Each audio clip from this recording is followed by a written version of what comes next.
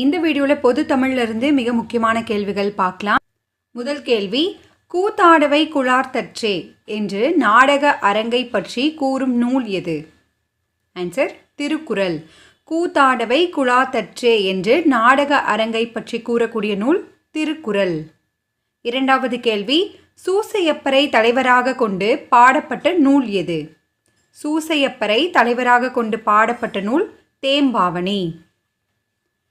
மூன்றாவது கேள்வி, சரியான தொடரை கண்டறிக. இவற்றுள் சரியான தொடர் எதுன்னு பார்த்தீங்கன்னா ஒரு மாவட்டம். உயிர்மை எழுத்துக்கு முன்னாடி நம்ம ஒரு பயன்படுத்தணும், உயிர் எழுத்துக்கு முன்னாடி ஓர் பயன்படுத்தணும். எக்ஸாம்பிள், ஓர் இடம், ஒரு மாவட்டம், ஒரு வண்டி, அந்த மாதிரி எழுதலாம். அப்போ ஒரு மாவட்டம் என்பது தான் சரியானது.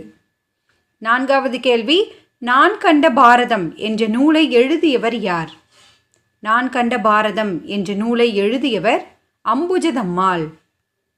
ஐந்தாவது கேள்வி, பெற்ற தாயும் பிறந்த பொன்னாடும் நற்றவ வாணினும் நனி சிறந்தனவே என பாடியவர் யார்? இது தேர்வில் அடிக்கடி கேட்கக்கூடியது. ஆன்சர் பாரதியார். பெற்ற தாயும் பிறந்த பொன்னாடும் நற்றவ வாணினும் நனி சிறந்தனவே என்று பாடியவர் பாரதியார். ஆறாவது கேள்வி, எந்த ஆண்டு சிவகங்கை மன்னர் முத்துவடுகநாதர் வீரமரணம் அடைந்தார்? ஆன்சர் 1772 ஆண்டு. ஆங்கிலேயர்கள் சிவகங்கையை கைப்பற்றிய ஆண்டும் இதுதான், பார்த்துக்கோங்க. ஏழாவது கேள்வி, இலக்கண குறிப்பு தருக. இன்ப சொரூபம், இதற்கான இலக்கண குறிப்பு உருவகம். இன்ப சொரூபம் என்பதன் இலக்கண குறிப்பு உருவகம். எட்டாவது கேள்வி, சான்றாண்மையை தாங்கும் தூண்களில் பொருந்தாதது எது?